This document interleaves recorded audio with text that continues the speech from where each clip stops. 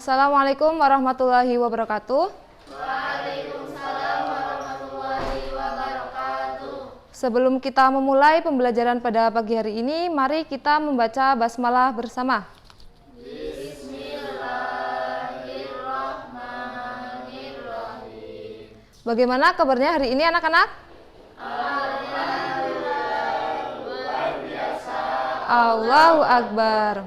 Oke, sebelum Ibu absen, silahkan rapikan dan luruskan tempat duduk kalian ya. Jika ada bangku yang kosong, bisa maju ke depan. Dan pastikan tidak ada sampah di laci atau di bawah meja. Silahkan kalau ada sampah bisa diambil lalu dibuang dulu ya. Dan untuk kelancaran pembelajaran kita, silahkan HP kalian dimasukkan ke dalam tas masing-masing. Oke, sekarang Ibu absen ya. Adakah yang tidak berangkat hari ini? Oke, alhamdulillah ya. Sekarang Ibu mau tanya nih ya. Kalian coba perhatikan gambar ini. Adakah yang tahu beliau siapa? Mama Dede. Benar sekali, beliau adalah Mama Dede, yaitu seorang pendakwah yang menyebarkan atau menyampaikan ajaran agama Islam. Sama halnya dengan Mama Dede, dulu agama Islam juga disebarkan oleh seseorang yang disebut Nabi dan Rasul. Jadi para Nabi dan Rasul ini mempunyai sifat-sifat wajib yang harus kita ketahui dan teladani. Jadi hari ini kita akan mempelajari sifat-sifat wajib yang mereka miliki itu. Tujuannya setelah pembelajaran ini kalian semua bisa menjelaskan, menguraikan makna dan meneladani sifat-sifat wajib yang mereka miliki dalam kehidupan sehari-hari. Oke, jadi sifat-sifat wajib bagi Nabi dan Rasul itu ada 4, yaitu sidik, amanah, tabligh, dan fatonah. Yang pertama ada sidik. Adakah yang tahu apa arti dari sidik? Benar, Bu. Ya, benar sekali ya. Sidik berarti benar atau jujur. Jadi segala sesuatu atau segala ucapan yang diucapkan oleh Nabi dan Rasul adalah kebenaran, tidak mungkin melenceng dari kenyataan, baik dalam perkataan sehari-hari maupun dalam menyampaikan wahyu. Selanjutnya yang kedua ada amanah. Adakah yang tahu apa arti dari amanah? Saya, Bu. Oke, siapa? Silahkan. Dapat dipercaya. Betul sekali, amanah berarti dapat dipercaya. Jadi segala perbuatan para Nabi dan Rasul, beliau itu selalu menghargai kepercayaan yang diberikan kepada mereka. Jadi baik dalam menjalankan tugas kenabian dan kerasulan maupun dalam kepercayaan dalam kehidupan sehari-hari. Perhatikan semua ya, jangan ada yang mengobrol. Silakan perhatikan apa yang dijelaskan oleh Ibu. Selanjutnya yang ketiga ya, benar? Yang ketiga adalah tabligh. Ada yang tahu apa arti dari tabligh? Oke. Benar sekali ya, tabligh berarti menyampaikan. Jadi tugas utama para Nabi dan Rasul adalah menyampaikan wahyu kepada umatnya.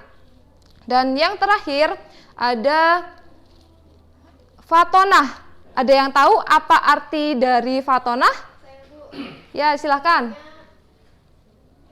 Cerdas.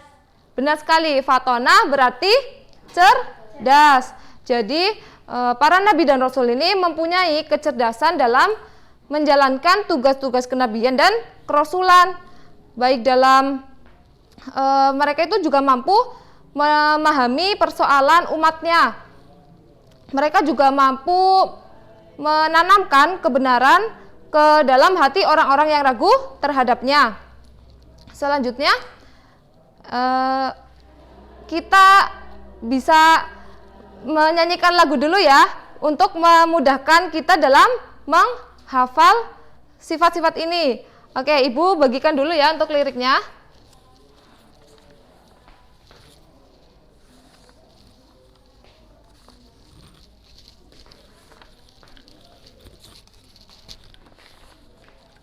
Oke, kita nyanyikan bersama ya. 1, 2, 3. Ayo kita hafalkan, sifat Rasul ada 4. Sidik artinya benar, amanah dapat dipercaya. Tabligh menyampaikan, fatonah artinya cerdas. Mari kita hafalkan dan juga diamalkan. Bagaimana? Udah pada hafal semua ya? Sudah. Oke, sekarang Ibu ada permainan nih. Permainannya itu mencocokkan sifat wajib bagi Nabi dan Rasul dengan contoh dalam kehidupan sehari-hari. Adakah yang mau maju? Saya, Bu. Oke, silakan Mbak Afifah.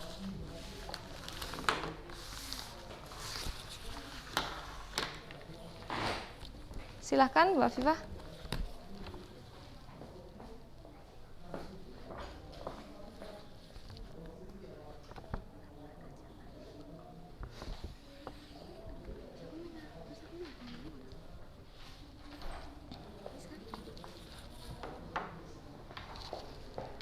Oke, kita lihat ya apakah jawabannya sudah benar semua, jawaban dari Mbak Afifah. Sudah benar semua ya, jawabannya tepat semua ya.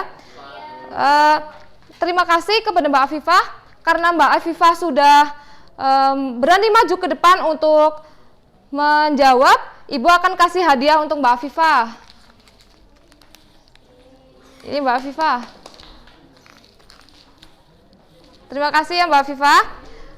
Selanjutnya mari kita ulas kembali materi yang telah kita pelajari pada hari ini. Jadi sifat-sifat wajib bagi Nabi dan Rasul itu ada 4. Yang pertama, sidik, yang artinya benar atau jujur. Yang kedua, apa? Amanah, artinya dapat dipercaya. Yang ketiga, tabligh, artinya menyampaikan. Dan yang terakhir, fatonah, yang artinya cerdas. Oke, apakah kalian semua sudah paham tentang materi pada hari ini? Oke, terima kasih atas partisipasi aktif kalian pada hari ini. Ibu cukupkan pertemuan pada pagi hari ini dengan membaca hamdalah bersama. Alhamdulillahirabbil alamin. Wassalamualaikum warahmatullahi wabarakatuh. Waalaikumsalam warahmatullahi wabarakatuh.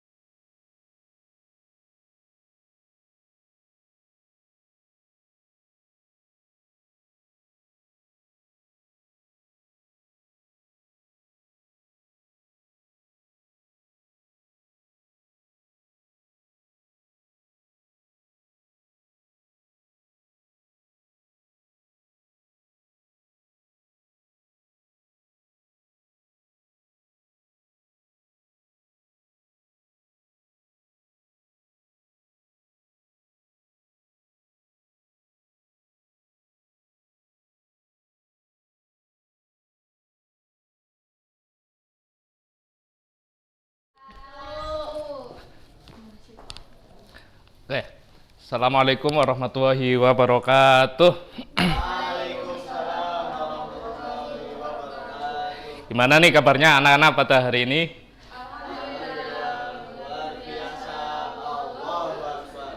Oke, pada sebelum masuk ke pemateri pembelajaran pada hari ini, alangkah baiknya kursi yang masih kosong di depan untuk segera diisi. Oke, untuk Mas Adi yang sedang makan, nanti makannya nanti ya. Kalau sedang istirahat saja, makanannya bisa disimpan. Oke, pada kesempatan kali ini kita akan belajar yaitu berkaitan dengan salah satu sifat wajib bagi Rasul. Ada yang tahu itu apa? Sifat wajib bagi Rasul itu apa saja? Sidik, Ya. amanah, tablik. Oke, pada kesempatan kali ini kita akan belajar yaitu berkaitan dengan sikap amanah. Amanah itu secara bahasa Arab yaitu amanata, yang berarti tentram, aman.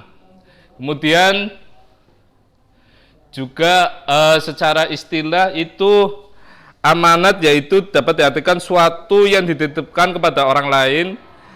Keamanan, ketentraman dapat dipercaya. Kemudian juga ada beberapa macam-macam amanah, yaitu amanah kepada Allah, amanah kepada diri kita sendiri, amanah kepada orang lain. Contoh dari amanah kepada Allah yaitu contohnya begini anak-anak. Untuk amanah kepada Allah itu menjalankan perintah-perintah Allah seperti sholat, kemudian menjauhi larangan-larangan Allah. Contohnya Ihya itu menjalankan sholat, itu Mas Ihya sudah menerapkan sikap amanah yaitu menjalankan perintah-perintah Allah seperti itu. Kemudian ada juga amanah terhadap sesama orang lain, contohnya yaitu Mas Adi diberi amanah untuk menjadi ketua kelas. Yang mana tugas ketua kelas itu adalah mengondisikan suasana kelas agar tetap kondusif. Nah, Mas Adi itu menjalankan tugasnya dengan baik. Mas Adi termasuk sudah menerapkan sikap amanah. Ada juga amanah kepada diri kita sendiri. Contohnya yaitu menjaga kesehatan. Ya, pasca kemarin COVID-19 kita diperintahkan untuk menjaga kesehatan yaitu dengan menggunakan masker dan mencuci tangan seperti itu. Kemudian ada beberapa cara berperilaku sikap amanah, yaitu yang pertama meyakini bahwa amanah itu merupakan titipan, semata-mata titipan sehingga tidak mempunyai hak untuk memiliki. Kemudian yang kedua itu menyadari bahwa setiap amanah harus dipertanggungjawabkan baik di dunia maupun di akhirat. Kemudian melaksanakan amanah sebaik-baiknya sesuai dengan tujuan. Nah, itu cara berperilaku sikap amanah. Dan juga ada beberapa hikmah amanah. Yang pertama meningkatkan keimanan, kemudian terhindar dari sifat munafik dan mendapatkan kepercayaan dari banyak orang, kemudian memperoleh kebaikan dunia dan merasakan ketenangan, kebahagiaan. Nah, di sini Bapak ada salah satu studi kasus. Nanti dari teman-teman barangkali ada yang ingin menjawab.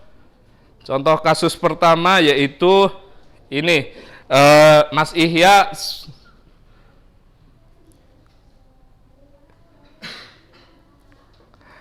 Mas Ihya menemukan dompet di halaman sekolah saat jam istirahat. Di dalamnya ada kartu pelajar dan sejumlah uang. Tidak ada orang yang melihatnya. Kemudian Mas Ihya menemukan pertanyaannya itu apa yang sebaiknya dilakukan oleh Mas Ihya untuk bersikap amanah. Ada yang tahu? Ya, silahkan Mbak Rifda.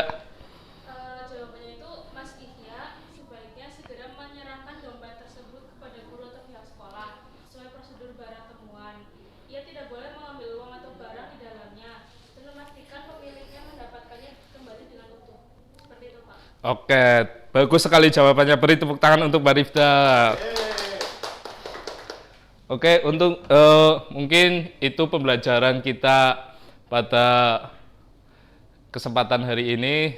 Apakah bisa dipahami? Bisa. Yang belum itu yang di mana, Mas? Ya. Jadi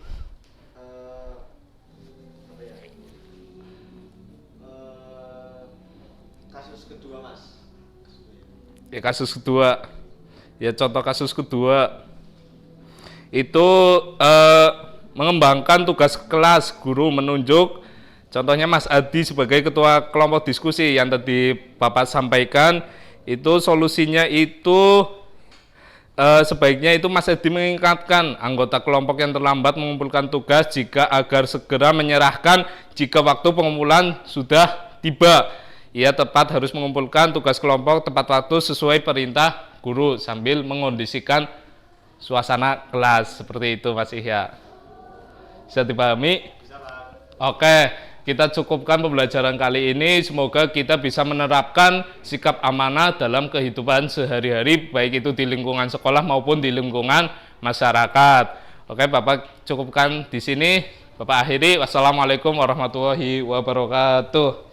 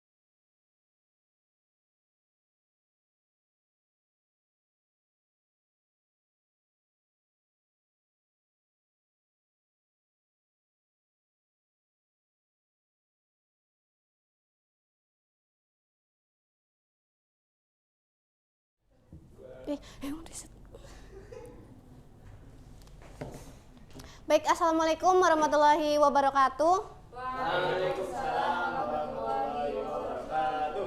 Pagi anak-anak. Pagi, Bu. Gimana kabar kalian pada pagi hari ini? Alhamdulillah, luar biasa. Allah Akbar. Sebelum memulai pembelajaran, kita awali pembelajaran pagi hari ini dengan membaca basmalah.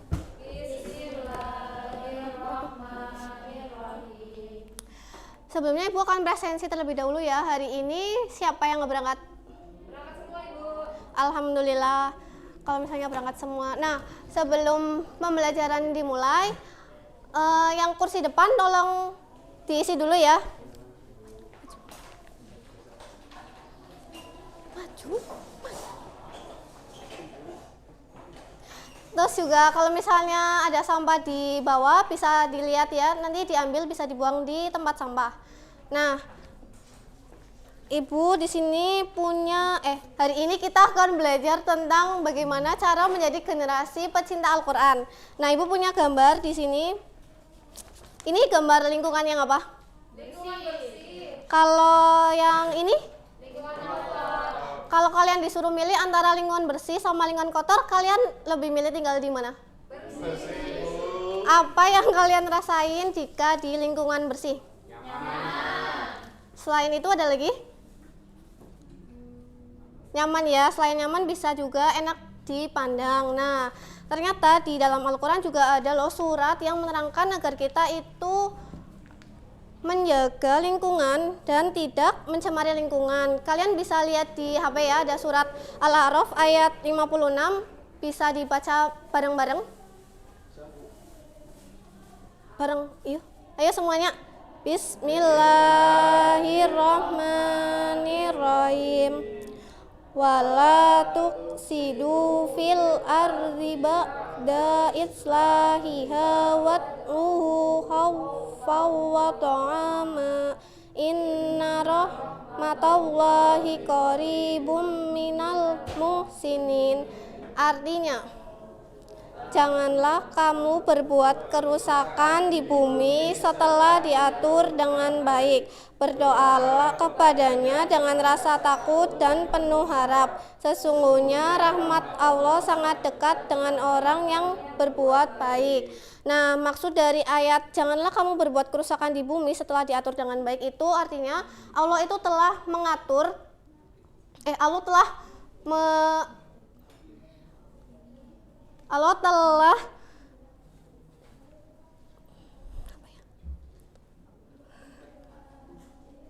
Allah telah menciptakan alam ini dengan baik, selain itu juga dengan seimbang. Nah, namun di sisi lain itu manusia justru malah merusaknya. Contoh kerusakan ini seperti membuang sampah sembarangan yang melibatkan sungai itu tercemar. Selain itu juga bisa menebang pohon secara liar. Oleh karena itu kita tuh seharusnya menjadi manusia itu menjaga lingkungan, bukan justru malah merusak lingkungan. Nah, dari ayat ini apa yang kalian telah terapkan dalam kehidupan sehari-hari dalam menjaga lingkungan? Ya boleh, silakan. Membuang sampah pada tempatnya. Selain itu? Ya. Kerja bakti. Ya, betul. Terus ada lagi? Boleh. Menanam pohon. Ya, betul. Nah, jadi tadi kita udah belajar tentang ayat itu ya. Nah, secara tidak langsung kita tuh udah belajar cara menjadi generasi pecinta Al-Qur'an. Apa aja? Yang pertama, tadi kita tuh udah membaca ayatnya. Nah, selain membaca, itu juga kita harus mengetahui hukum tajwidnya dengan benar. Nah, yang kedua, kita udah memahami dengan cara melihat artinya, kalau tidak juga bisa dengan mengikuti kajian Al-Quran. Nah, yang ketiga itu menadaburi. Menadaburi itu artinya merenungkan maknanya agar kita itu bisa terdorong untuk mengamalkannya dalam kehidupan sehari-hari. Nah, yang terakhir itu ada mengamalkan dalam kehidupan sehari-hari. Mengamalkan merupakan bentuk cinta tertinggi dalam mencintai Al-Quran. Nah, dari materi yang tadi ada yang ingin membuat kesimpulan tadi kita itu belajar tentang apa? Boleh, silakan untuk maju ke depan.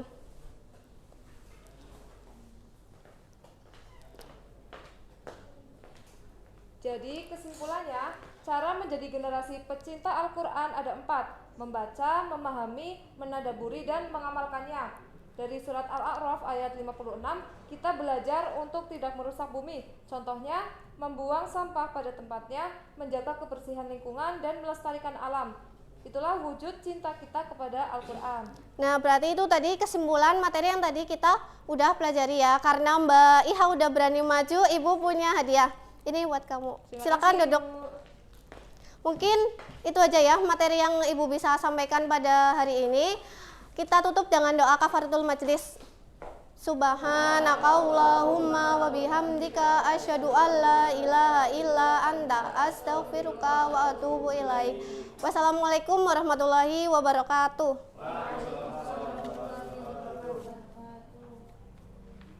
Ya wes suruh sih. Wis kok. Mau kau pencet apa?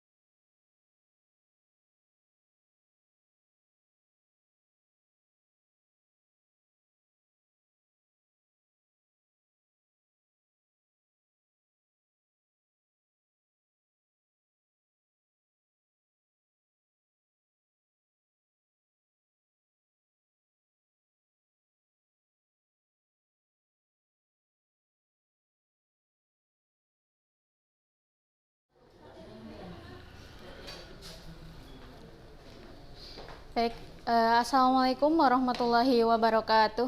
Waalaikumsalam warahmatullahi wabarakatuh.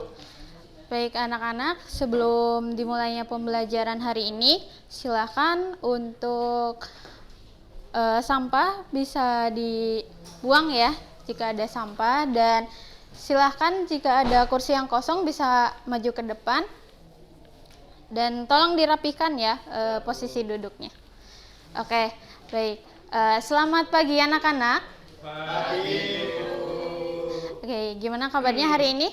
Alhamdulillah luar biasa. Oke, baik. Ibu presensi terlebih dahulu ya. Hari ini siapa yang tidak masuk? Hadir semua, alhamdulillah. Nah, oke, baik anak-anak. Ada yang ingat pertemuan sebelumnya kita sudah membahas tentang apa? Toleransi beragama, Bu. Antar umat? Antar umat beragama. Iya, betul. Tentang toleransi antar umat beragama. Apa itu toleransi? Ada yang masih ingat? Ya, silakan. Toleransi adalah sikap saling menghargai dan menghormati perbedaan. Iya, betul. Mau itu perbedaan dari budaya, suku, maupun agama. Dan hari ini kita akan melanjutkan pematerian dengan membahas tentang toleransi intern umat beragama. Apa perbedaannya antara toleransi antar umat beragama dan toleransi intern umat beragama?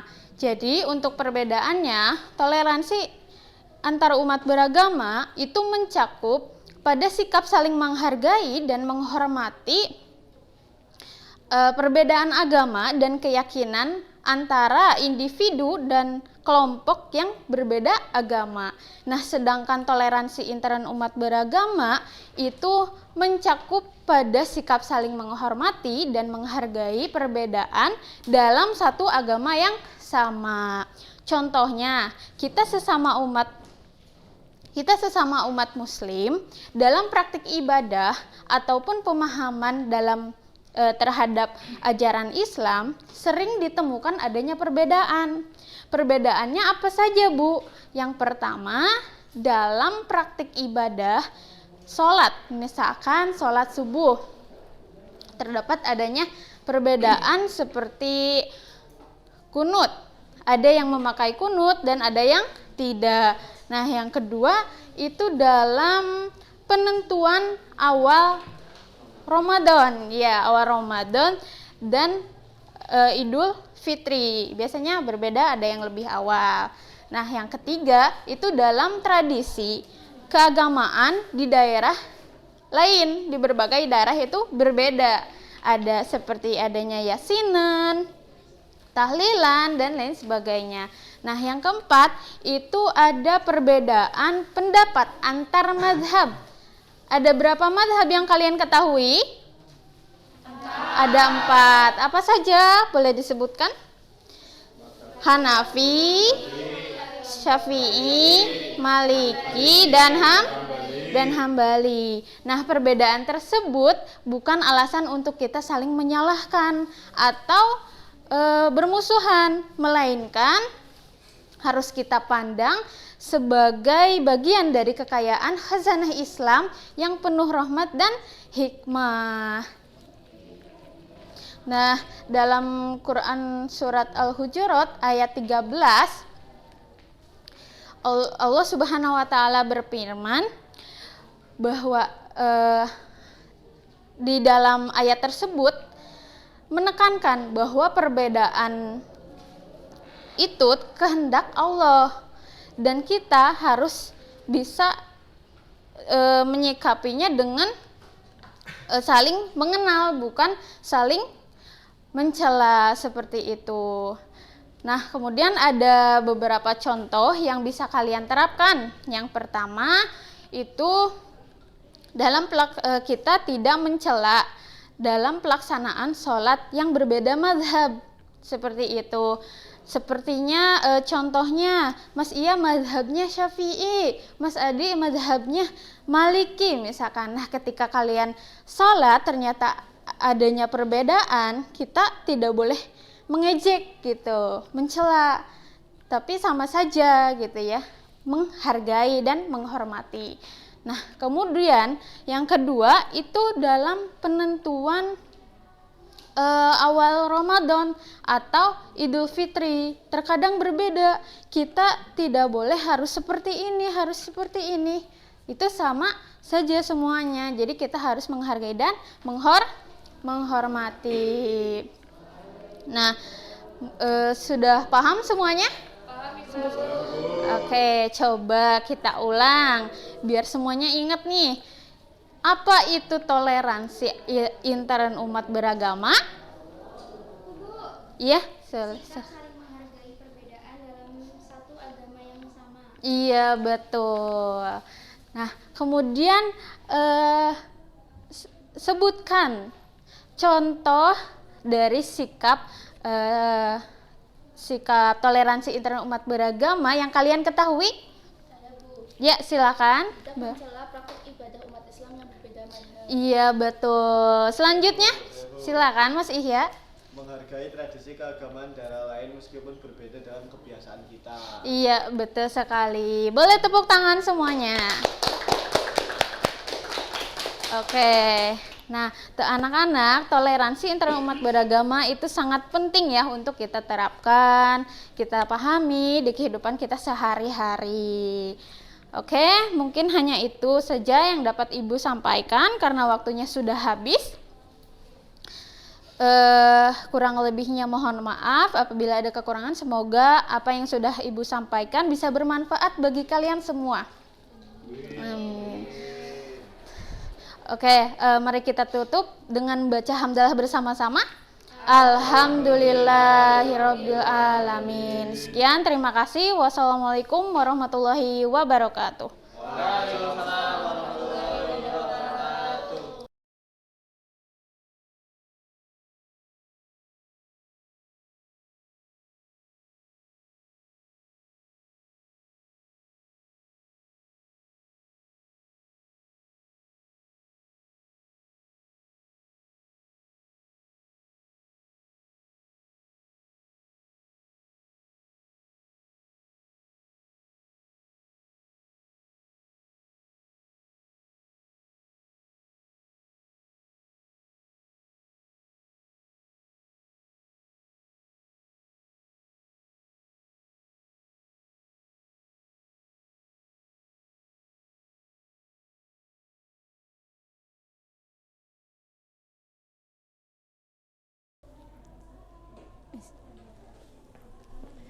Bismillahirrahmanirrahim. Assalamualaikum warahmatullahi wabarakatuh.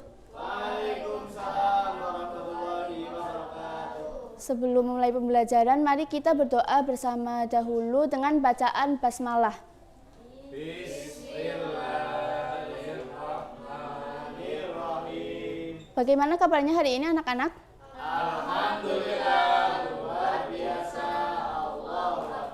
Alhamdulillah. Sebelumnya ini berangkat semua atau tidak? Berangkat semua, Bu. Ya, sebelum pembelajaran pastikan kalian siap terlebih dahulu ya. Ya, hari ini kita akan belajar tentang praktik Nabi Muhammad SAW dalam toleransi. Kalian pernah mempunyai teman-teman yang berbeda agama? Pernah. Nah, kalian itu menghormati atau mencela? Menghormati. Nah, kita harus menghormati ya, tidak boleh mencela. Nah, sebelum masuk pembelajaran, kalian buka LKS halaman 206. Sudah? Nah, yang pertama Ibu akan menjelaskan tentang Nabi Muhammad SAW itu tidak memaksa Abu Thalib memeluk Islam. Siapa Abu Thalib itu? Pamannya Nabi Muhammad. Beliau adalah yang merawat Nabi dari umur 8 tahun hingga dewasa, hingga beliau berdakwah dan selalu menjadi pelindung.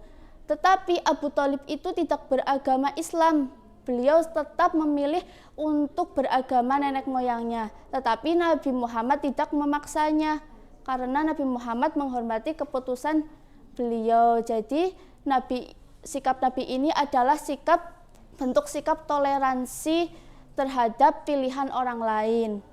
Kemudian yang kedua adalah Nabi Muhammad itu membolehkan umat Nasrani untuk melakukan kebaktian di dalam masjid. Pada saat itu Nabi sedang di dalam masjid, kemudian Nabi didatangi serombongan umat Nasrani yang berjumlah 60 orang. Umat tersebut dipimpin oleh pendeta yang bernama Abu Harisah. Abu Harisah.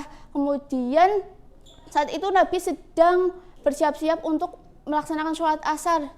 Kemudian mengetahui hal tersebut, umat Nasrani itu pun langsung menyampaikan keinginannya untuk melaksanakan kebaktian di dalam masjid. Kemudian Nabi membolehkannya, padahal saat itu para sahabat itu ingin melarangnya, tetapi Nabi memberi isyarat untuk tidak melarangnya dan membolehkannya. Nah, sikap ini adalah sikap toleransi Nabi terhadap agama orang lain, membolehkan agama orang lain untuk melaksanakan di dalam masjid. Tapi itu tidak dilaksanakan secara rutin, hanya beberapa tertentu dan karena alasan tertentu. Nah, selanjutnya Ibu ada tepuk toleransi. Ikutin ya. Caranya gini. Tepuk toleransi. Aku begini, kamu begitu, kita berbeda, itu biasa, gitu ya. Coba ulang. Tepuk toleransi. Aku begini, kamu begitu, kita berbeda, itu biasa. Nah, begitu. Jadi kita harus toleransi, harus menghormati keragaman orang lain. Kemudian untuk mengecek kepahaman kalian ya, Abu Thalib siapanya Nabi? Iya, pamannya Nabi. Nah, Nabi Muhammad karena Abu Thalib itu tetap memilih agama nenek moyangnya, Nabi Muhammad memaksa atau tidak? Nabi Muhammad memaksa Abu Thalib untuk masuk Islam atau tidak? Tidak. Nah, kemudian yang kedua, Rasulullah didatangi umat Nasrani. Nah, umat Nasrani itu boleh beribadah di masjid atau tidak? Tadi boleh apa enggak? Boleh. Nah, begitu. Nah, jadi dari sikap Nabi tersebut itu menjadi teladan kita untuk menghormati agama orang lain tanpa mencela. Jadi Nabi adalah teladan kita untuk segala perbuatan yang baik di dalam kehidupan. Nah, kemudian Ibu ada tugas untuk kalian dikumpulkan minggu depan, yaitu kalian menuliskan pengalaman kalian menuliskan toleransi yang pernah kalian lakukan. Dikumpulkan minggu depan ya, jangan lupa. Nah, cukup sekian kesempatan hari ini Ibu cukupkan. Terima kasih. Kita tutup dengan bacaan hamdalah bersama.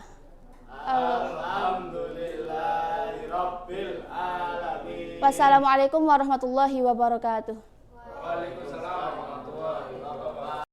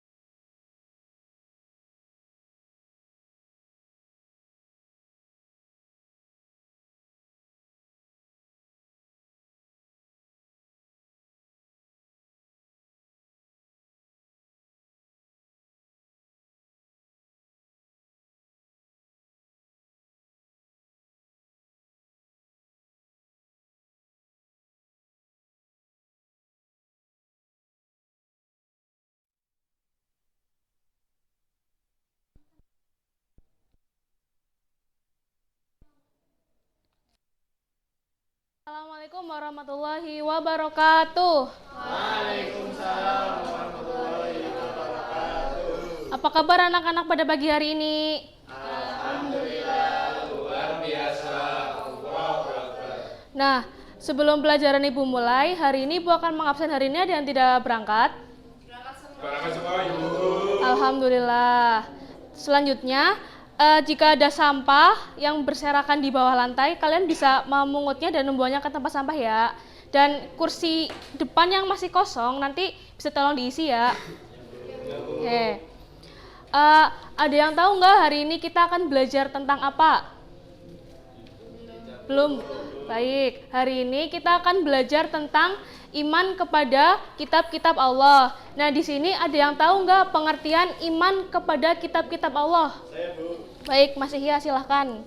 Iman kepada kitab Allah berarti percaya dan yakin dengan sepenuh hati bahwa Allah Subhanahu wa taala telah menurunkan kitab-kitabnya kepada para rasulnya. Baik, jadi pengertian iman kepada kitab Allah itu sendiri adalah percaya dan yakin dengan sepenuh hati bahwa Allah itu telah menurunkan kitab-kitabnya kepada Rasulnya. Terus ada yang tahu iman kepada kitab Allah itu rukun iman yang keberapa? Yang ketiga. Oke. Selanjutnya, sebelum Ibu mau menyebutkan kitab-kitab Allah, di sini ada yang udah tahu belum kitab-kitab Allah dan nama nabi yang diturunkan kitabnya kepadanya? Ada yang tahu? Tahu, Bu. Baik, silahkan Mbak Iza. Ada kitab Taurat diwahyukan kepada Nabi Musa. Ya. Terus ada kitab Zabur diwahyukan kepada Nabi Daud, Ya. kepada Nabi Isa, dan Al-Qur'an diwahyukan kepada Nabi Muhammad SAW. Baik, tepuk tangan untuk Mbak Iza. Nah, betul apa yang tadi disebutkan oleh Mbak Iza. Jadi, kitab-kitab Allah itu ada 4 ya. Yang pertama ada kitab Taurat. Kitab Taurat ini diwahyukan kepada Nabi Musa pada abad ke-12 sebelum Masehi. Yang mana kitab Taurat ini ditujukan untuk Bani Israel, begitu ya. Terus yang kedua ada kitab Zabur. Kitab Zabur ini diturunkan kepada Nabi Daud untuk bangsa Israel juga atau umat Yahudi, di mana kitab ini diturunkan pada abad ke-10 sebelum Masehi di daerah Yerusalem. Terus yang ketiga ada kitab Injil. Kitab Injil diturunkan kepada Nabi Isa alaihi salam, di mana kitab ini diturunkan pada awal permulaan abad ke-1 Masehi. Dan turunnya kitab Injil ini diturunkan di daerah Yerusalem. Lalu yang keempat yaitu kitab Al-Quran. Kitab Al-Quran ini merupakan kitab yang diwahyukan oleh Allah kepada Nabi Muhammad, di mana kitab Al-Quran ini turun pada 17 Ramadan 2 Hijriah. Dan kitab Al-Quran ini diturunkan sebagai penyempurna dari kitab-kitab sebelumnya yaitu Taurat, Zabur, dan Injil. Begitu ya. Selanjutnya, Ibu punya nyanyian kitab-kitab Allah nih. Oke? Nanti kita nyanyi bareng-bareng ya. Ibu mulai dulu ya. Nih, kitab-kitab Allah ada 4 macam. Zabur, Taurat, Injil, dan juga Al-Quran. Zabur Nabi Daud, Taurat Nabi Musa, Injil Nabi Isa, Al-Quran Nabi Muhammad. Bisa? Bareng-bareng yuk. 1, 2, 3. Kitab-kitab Allah ada 4 macam. Zabur, Taurat, Injil, dan juga Al-Quran. Zabur Nabi Daud, Taurat Nabi Musa, Injil Nabi Isa, Al-Quran Nabi Muhammad. Begitu, oke. Selanjutnya, Ibu mau mengulas nih, karena kalian sudah paham belum materi yang tadi? Nah, Ibu akan mengulas lagi. Coba, ada yang masih ingat kitab Al-Quran itu diturunkan kepada Nabi siapa? Nabi Muhammad. Nah, tujuan diturunkan kitab Al-Quran itu apa? Ada yang masih ingat? Penyempurna kitab-kitab lain. Baik. Terus, kitab Zabur itu diturunkan kepada Nabi siapa? Daud. Terus, oke, kita mulai dari awal lagi ya. Ada yang masih ingat pengertian iman kepada kitab-kitab Allah? Saya, Bu. Baik, Mas Ihya silahkan. Iman kepada kitab Allah berarti percaya dan yakin dengan sepenuh hati bahwa Allah Subhanahu wa taala telah menurunkan kitab-kitabnya kepada para rasulnya. Baik, tepuk tangan untuk kalian semua. Baik, sekian pembelajaran pada hari ini. Semoga pembelajaran kali ini bisa bermanfaat. Wabillahi taufiq wal hidayah. Wassalamualaikum warahmatullahi wabarakatuh. Waalaikumsalam warahmatullahi wabarakatuh.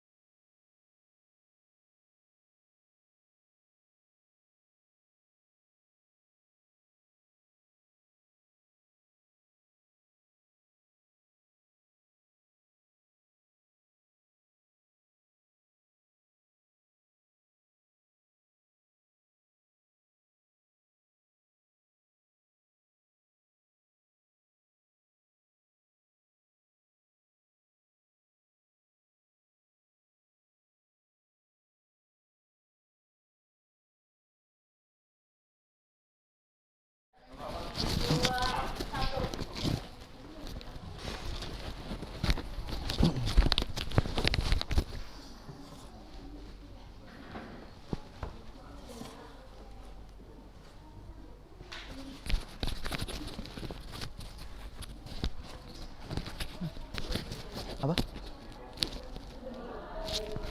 Sudah.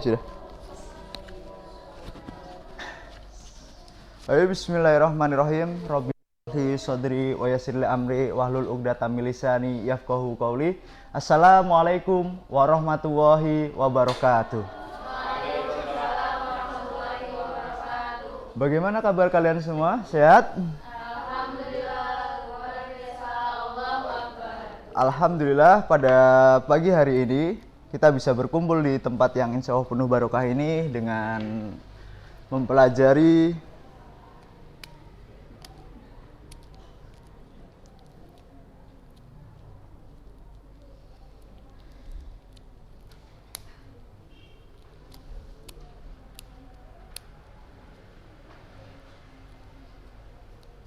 mohon maaf ya anak-anak lama.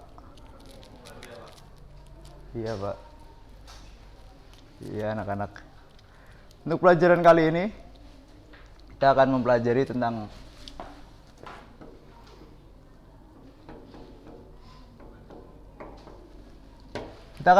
tentang sikap jujur.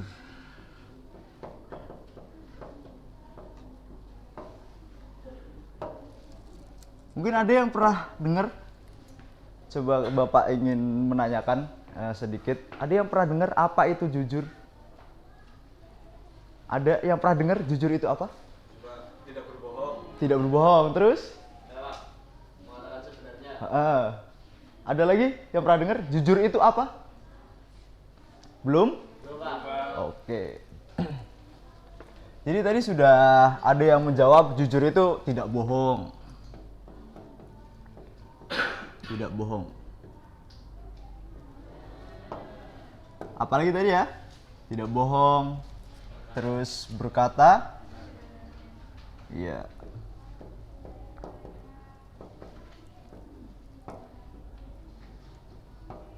Berkata sebenarnya. Jadi sikap jujur itu sikap yang telah diajarkan oleh Rasul kita Rasulullah SAW. Jadi di dalam hadis juga pernah dikatakan bahwasanya ada 3 ciri orang munafik. Mungkin saya tuliskan ayatul munafiki salasun. Pertama,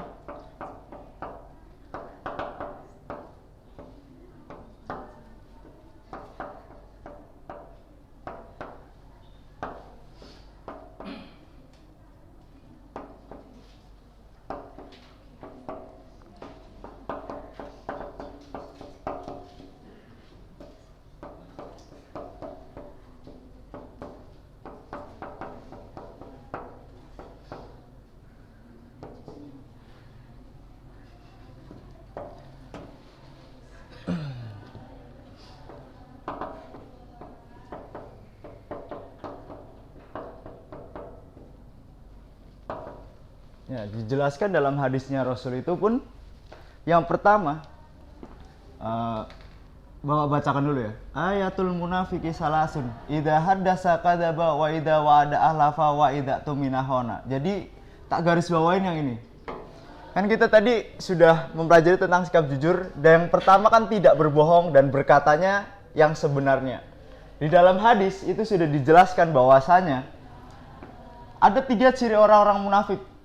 Nah, untuk yang pertama, idza haddasa kadzaba. Jika berbicara itu dia berbohong. Nah, berarti kan sikap jujur itu kebalikannya dari pembohong. Terus wa idza wa'ada ahlafa, kalau udah berjanji dia mengingkari. Nah, yang terakhir wa idza tuminahona, kalau diberi amanah dia berkhianat.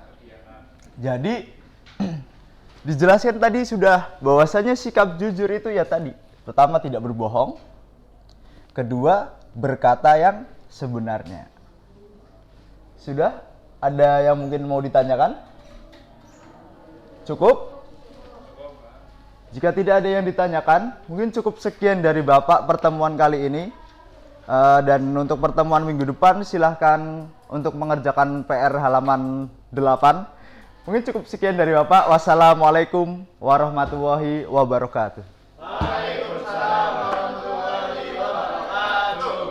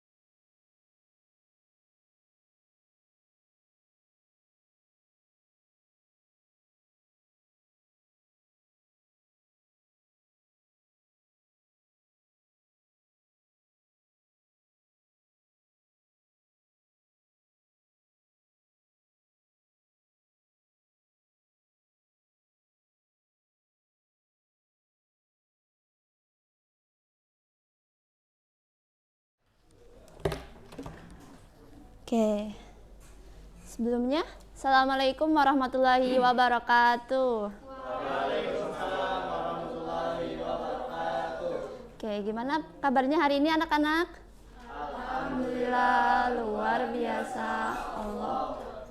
Alhamdulillah, sehat semua ya. Ibu absen dulu ya. Hari ini ada yang tidak berangkat? Ya, alhamdulillah hadir semua. Oke. Pada pertemuan kali ini itu masih berkaitan dengan pelajaran kemarin, di mana kemarin kan temanya akhlak terpuji. Nah, sekarang itu kita melanjutkan yang bagian kedua, yaitu toleransi antar beragama gitu. Sebelumnya ada yang tahu nggak toleransi itu apa? Persamaannya deh. Ya, coba. Ya, betul, tasamu. Ada lagi yang tahu? Apa? Coba. Ya, tenggang rasa. Betul sekali. Jadi, bisa kita artikan secara sederhana bahwa toleransi itu berarti sikap menghargai, sikap menghormati terhadap perbedaan yang ada di sekitar kita. Baik itu perbedaan budaya, perbedaan keyakinan, maupun juga perbedaan pendapat, bisa kita begitu ya. Nah, lanjut. Sudah dijelaskan di dalam Al-Quran, surat Al-Kafirun ayat 1-6 ya, yang dimana salah satunya ada terjemahan bahwa untukmu agamamu dan untukku agamaku. Iya. Nah, itu maksudnya apa sih, Bu? Ya, maksudnya itu artinya kita menjalankan ibadah kita sesuai kepercayaan masing-masing, dan kita itu tidak boleh memaksakan keyakinan kita terhadap orang lain. Telah juga dicontohkan oleh Nabi Muhammad SAW di mana pada zaman dahulu di mana dia itu hijrah ke Madinah. Masih ingat ya? Dulu itu Nabi Muhammad hijrah ke Madinah. Ya, di Madinah itu beliau menyebarkan dakwahnya. Nah, dia itu datang kan sebagai pendatang ya. Di sana itu dia itu menyebarkan dakwahnya dengan cara yang damai, tidak memaksakan pendapatnya sendiri. Iya, begitu. Jadi kayak saya datang ke sini untuk menyebarkan agama. Kalau kamu mau ikut, alhamdulillah. Kalau tidak mau ya sudah, tidak apa-apa. Iya, gitu. Lanjut.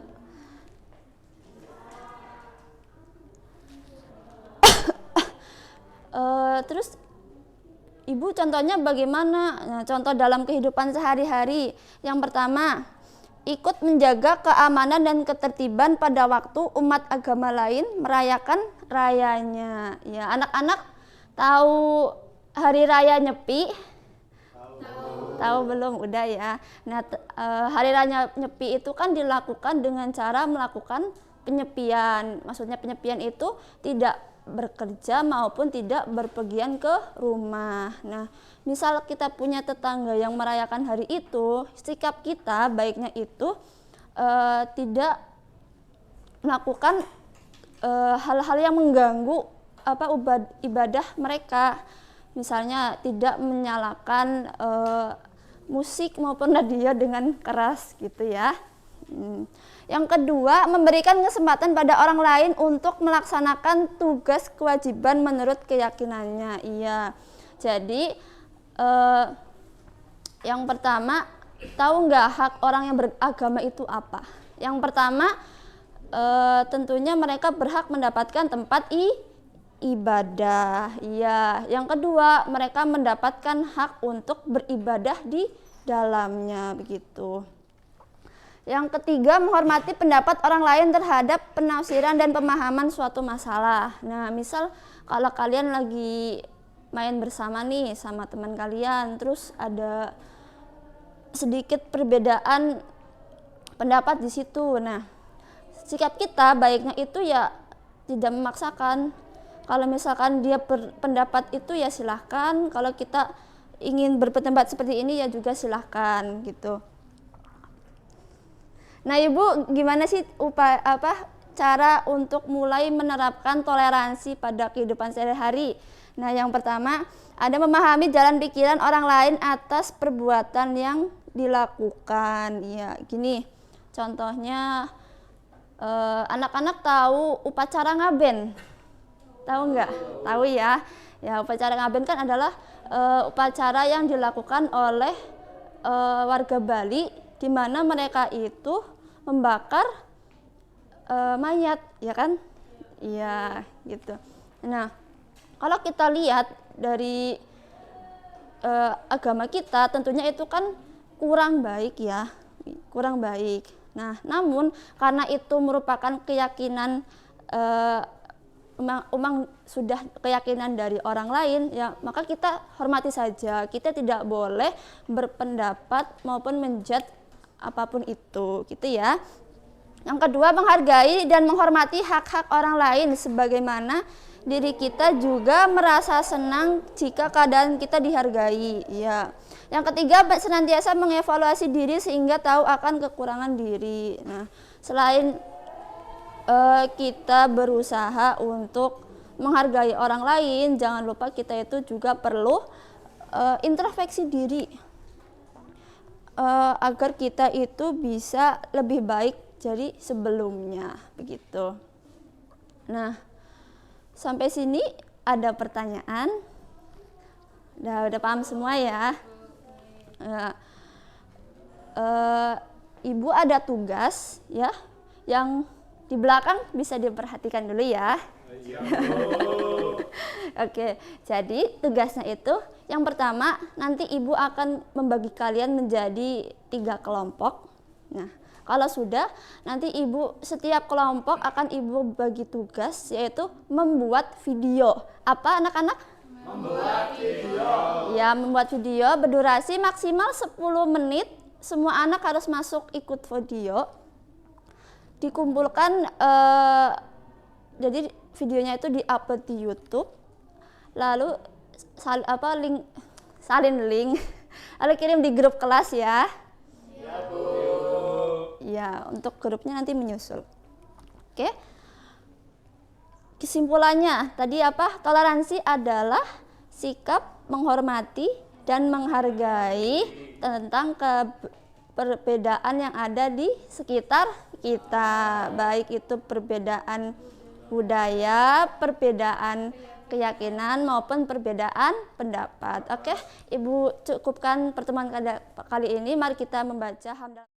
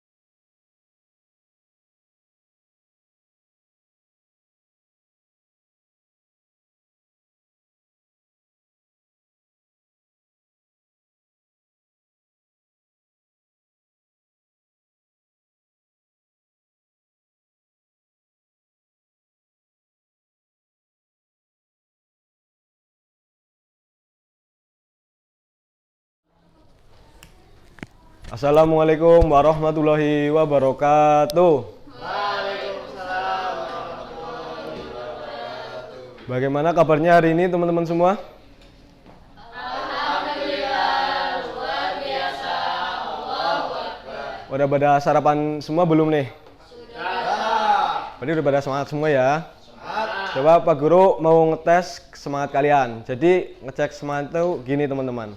Semangat, semangat gitu ya. Yuk, 1, 2, 3. Semangat, semangat. Ya. Jadi sebelum masuk ke pembelajarannya, alangkah baiknya kita berdoa terlebih dahulu agar ilmu yang kita dapatkan penuh barokah dan bermanfaat. Berdoa dimulai. Bismillahirrahmanirrahim. Oke, Pak Guru absen dulu ya teman-teman. Hari ini berangkat semua? Ya, jadi pada pembelajaran pagi hari ini kita itu akan membahas tentang tugas-tugas Nabi dan Rasul. Ada yang tahu tugas-tugas Nabi dan Rasul itu apa aja? Ya, jadi tugas Nabi dan Rasul itu menyampaikan wahyu Allah, membimbing manusia ke jalan yang benar dan menjadi teladan. Ya, jadi Bapak akan mutar video terkait tentang kisah-kisah Nabi dan Rasul. Nanti untuk kalian semua bisa memperhatikan dan dipahami, karena setelah ini nanti Bapak juga akan memberikan materi tambahan. Bapak juga akan bagi kalian menjadi 2 kelompok. Dan nanti kalian akan diberi pertanyaan lalu mendiskusikan pertanyaan tersebut.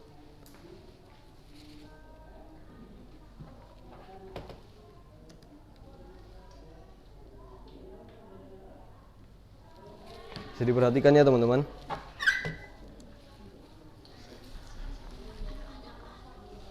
Semoga selalu sehat dan terus semangat ya.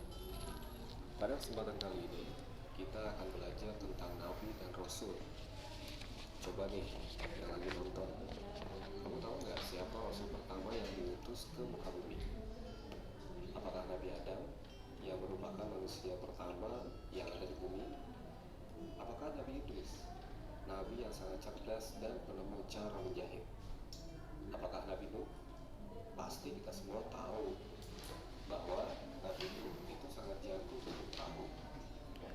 Coba kamu bisa tulis jawabannya di kolom komentar. Nanti kita cek apakah jawaban kamu sudah benar atau belum. Kita langsung aja ke jawabannya ya. Oke, sudah cukup ya teman-teman.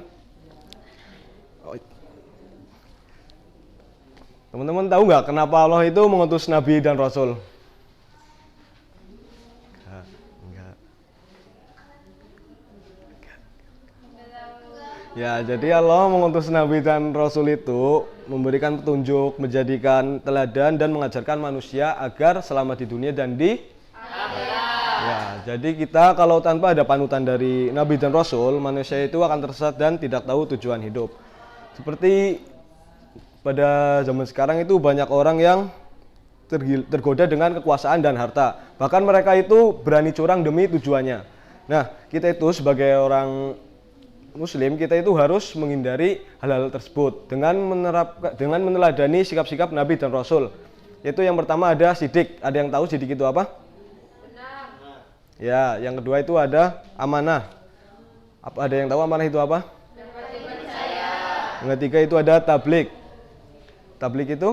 Menyampaikan. Ya, dan yang terakhir itu ada fatonah, yaitu cerdas. Nah, dengan kita meneladani sifat-sifat Nabi dan Rasul ini, kita akan terhindar dari keserakahan serta hidupnya lebih bermanfaat bagi orang lain.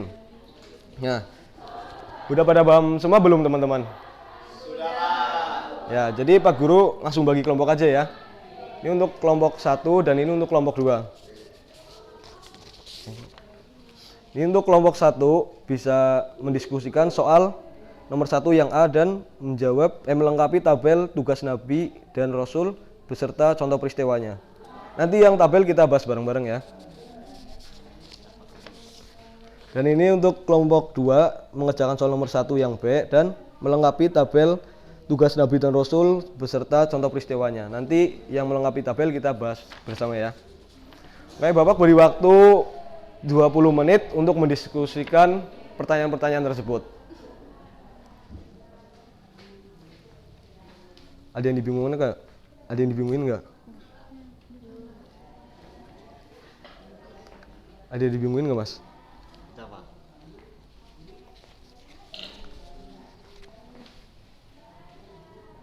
Oke, waktunya sudah habis ya teman-teman.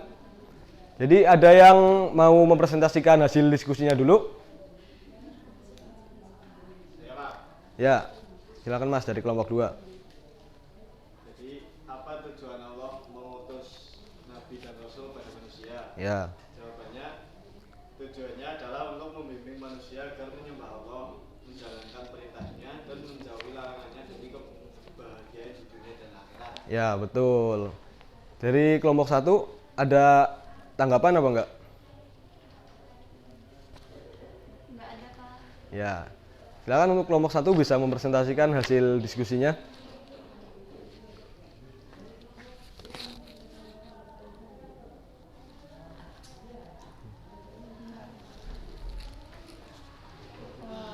Jadi menurut kelompok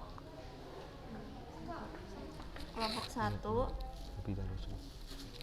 perbedaan Nabi dan Rasul itu, kalau Nabi itu menerima wahyu dari Allah, untuk dirinya sendiri tidak wajib menyampaikan syariat pada umat. Kalau Rasul menerima wahyu baru dan diwajibkan menyampaikannya kepada umat. Ya, betul. Dari kelompok 2 ada tanggapan enggak? Belum. Ya, jadi tugas Nabi dan Rasul itu sangat relevan untuk kita ya teman-teman, apalagi di era digital seperti sekarang. Dengan kita meneladani sifat-sifat mereka, itu cara agar kita bisa menjaga akhlak dan iman.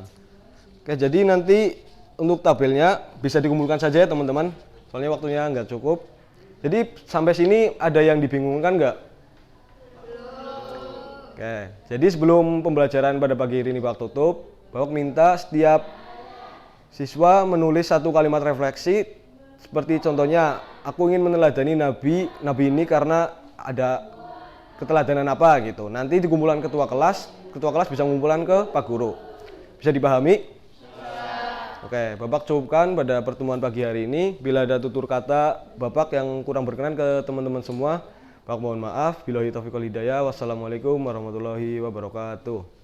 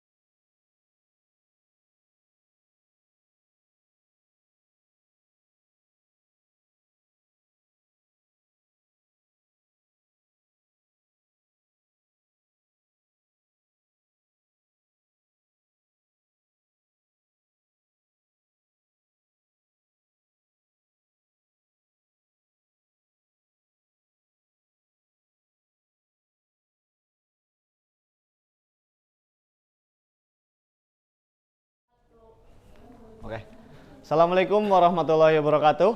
Waalaikumsalam warahmatullahi wabarakatuh. Gimana kabarnya anak-anak? Alhamdulillah luar biasa. Oke, jadi apakah semuanya udah pada sarapan? Sudah. Oh sudah. Oke. Jadi udah semangat untuk mengikuti pelajaran pada hari ini ya anak-anak. Ya.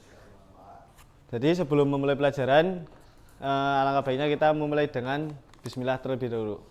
Mari. Bismillahirrahmanirrahim. Oke. Pak Guru presensi dulu ya. Untuk yang tidak hadir pada kali ini siapa aja? Hadir semua. Oke, terima kasih. Jadi kemarin kita semua sudah sudah belajar bersama-sama mengenai pengertian iman kepada kitab-kitab Allah dan nama-nama kitab Allah. Apakah ada yang masih ingat di sini? Belum ya, belum ada ingat ya. Oke, jadi kitab Allah kan ada 4, Taurat, Zabur, Injil, dan Al-Quran. Nah, untuk materi yang akan Bapak bawain pada pertemuan kali ini yaitu bagaimana cara kita membangun hubungan yang harmonis dengan penganut kitab-kitab lain. Kayak gitu, seperti kita berdampingan dengan umat yang menganut agama Kristen kayak gitu kan, dulunya juga bersumber dari kitab Injil dari Nabi Isa. Lah, bagaimana cara kita membangun hubungan yang baik dengan umat agama lain agar terciptanya hubungan yang harmonis seperti pada zaman Nabi. Nah, jadi Pak Guru bertanya terlebih dahulu, apakah di sini ada yang lingkungan hidupnya atau di sebelah rumahnya itu berdampingan dengan umat agama lain? Saya, Pak. Oke, bagaimana Mas Adi? Saya beragamanya beda, Pak. Agamanya beda. Jadi tetangga saya itu beragama Kristen, Pak. Oke, terima kasih Mas Adi. Bagus. Jadi sebagai contoh sebagai contoh pada kasusnya Mas Adi yang hidupnya berdampingan dengan agama lain, alangkah baiknya kita sebagai insya Allah semuanya Islam menjaga hubungan yang baik dengan agama yang berbeda dengan keyakinan kita. Kayak gitu. Seperti ketika tetangganya Mas Adi sedang melakukan upacara hari Natal, contohnya pada agama Kristen, alangkah baiknya Mas Adi tetap menghormati, mungkin dengan cara tidak mengganggu. Juga Mas Adi sebagai orang Islam juga tidak boleh untuk mengikuti upacara itu, sebatas untuk menjaga hubungan yang harmoni kayak gitu Mas. Oke. Nah, Pak Guru mau tanya, bagaimana sih sikap Nabi Muhammad ketika pada masa itu berdampingan dengan umat Yahudi dan Nasrani? Apakah ada yang tahu? Belum ya? Oke.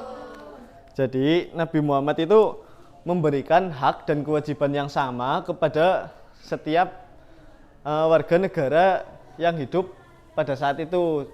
Ketika ada yang memiliki kepercayaan untuk mempercayai kepercayaan lain, maka Nabi tidak ada paksaan untuk bergabung kepada umat Islam. Jadi sebagai contoh, ketika Nabi berhutang kepada tokoh Yahudi yang bernama Zaid bin Sanah. Jadi ketika Zaid bin Sanah mengetahui bahwa hutangnya Nabi itu telah jatuh tempo 3 hari, menuju 3 hari jatuh tempo. Jadi Zaid bin Sanah itu teriak-teriak datang untuk menagih hutangnya. Maka ketika itu sahabat yang bernama Umar juga memarahinya karena si Zaid itu menagih hutang dengan cara yang tidak benar. Sedangkan si Nabi Muhammad sendiri tidak memperbolehkan atau tidak membenarkan apa yang dilakukan oleh Umar bin Khattab.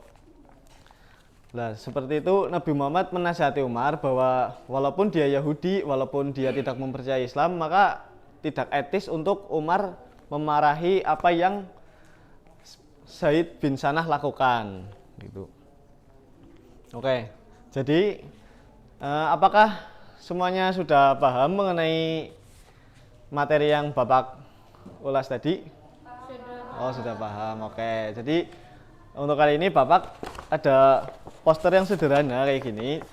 Nah, di sini ada soal, ada jawaban, dan Bapak akan bagi untuk menjadi 2 kelompok dan didiskusikan. Lalu untuk kolom yang benar, anak-anak memasukkan jawaban yang benar, dan kolom yang salah, yang menurut kalian salah itu apa? Jadi ini untuk kelompok 1 dan ini untuk kelompok 2.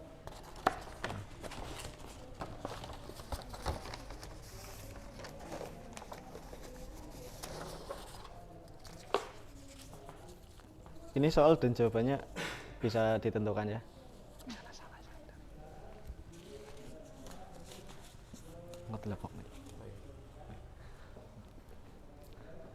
Oke. Bapak beri waktu 2 menit untuk mendiskusikan apa yang ditemukan oleh teman-teman kalian. Apakah itu jawaban benar atau salah, nanti dimasukkan ke kolom yang sudah tersedia di sini.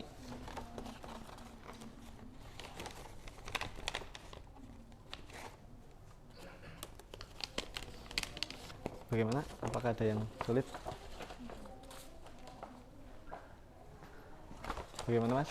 Ada yang sulit Mas? Oh, sudah paham. Oke, Bapak rasa sudah cukup waktunya untuk perwakilan dari kelompok 1 dan kelompok 2 bisa maju untuk memasukkan jawaban yang benar. Barangkali untuk Mas Hadi bisa membantu memegangi poster ini Mas.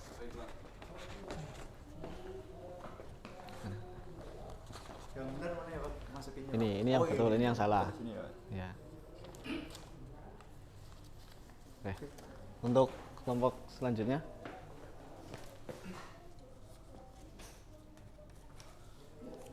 Oke, siap.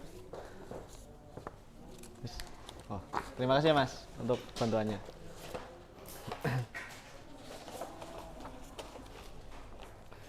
Baik, jawaban dari kelompok 1 dan kelompok 2 sudah benar. Terima kasih untuk partisipasinya.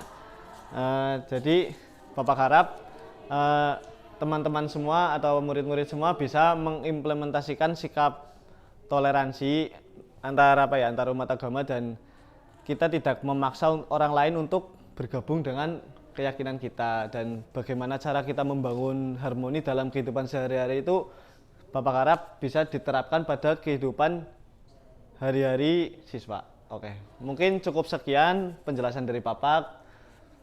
Terima kasih atas partisipasinya. Bapak cukupkan sampai sini. Wassalamualaikum warahmatullahi wabarakatuh.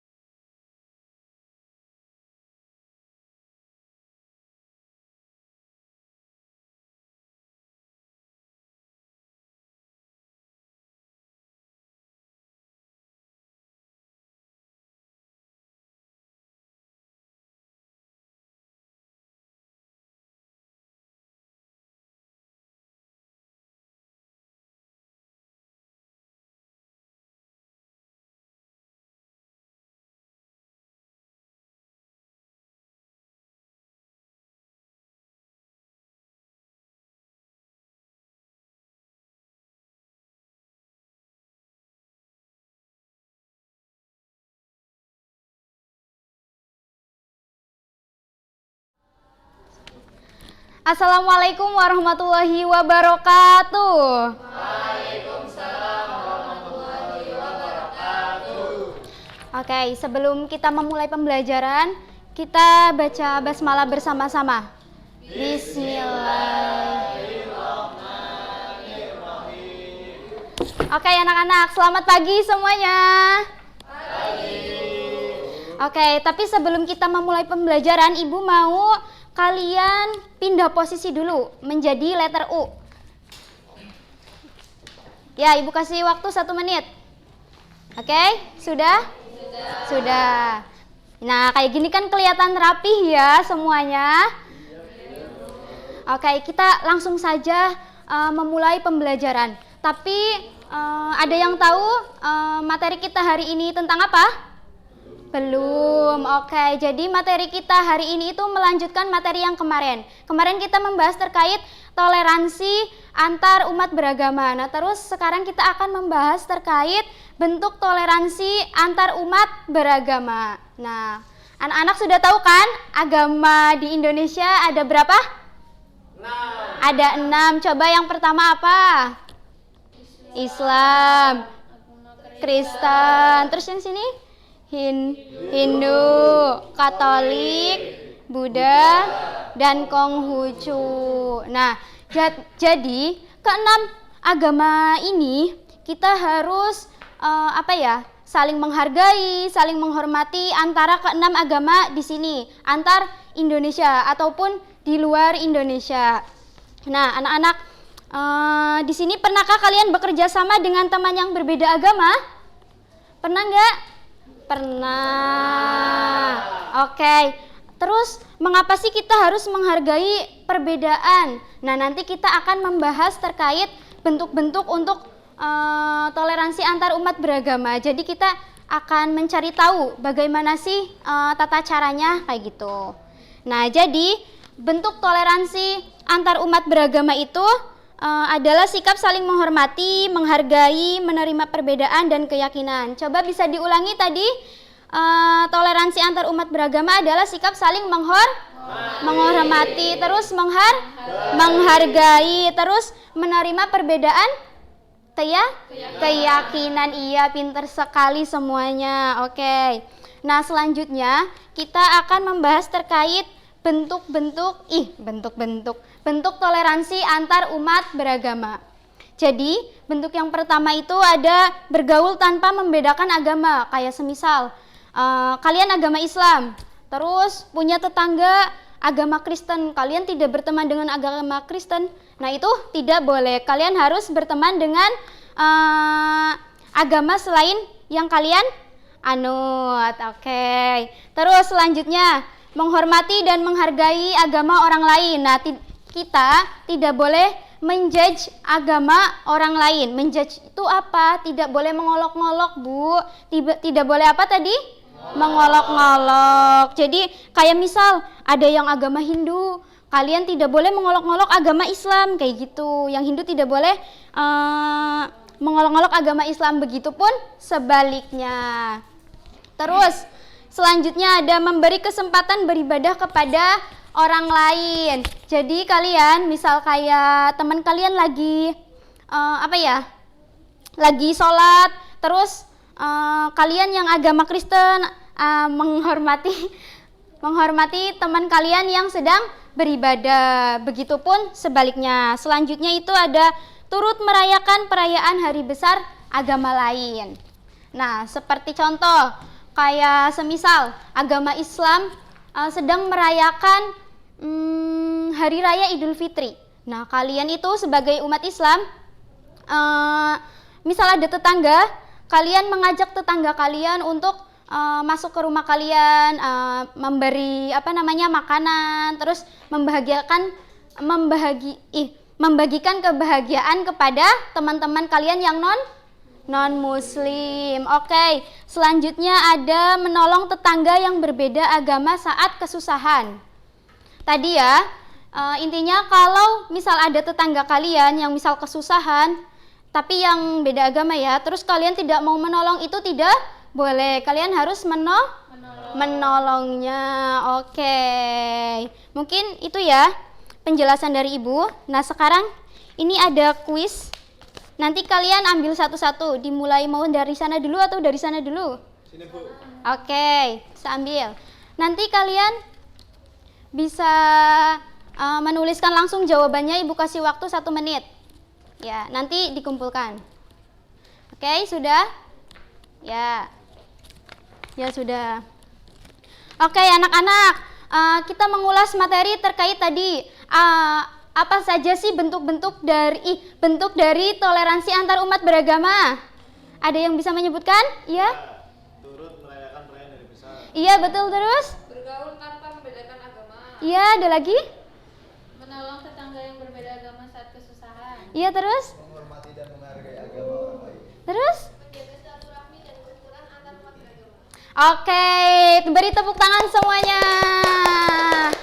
Ya, baik anak-anak semua. Jadi kita harus bertoleransi. Jadi saling menghargai antar umat beragama. Mungkin cukup sekian saja dari Ibu. Kurang lebihnya mohon maaf.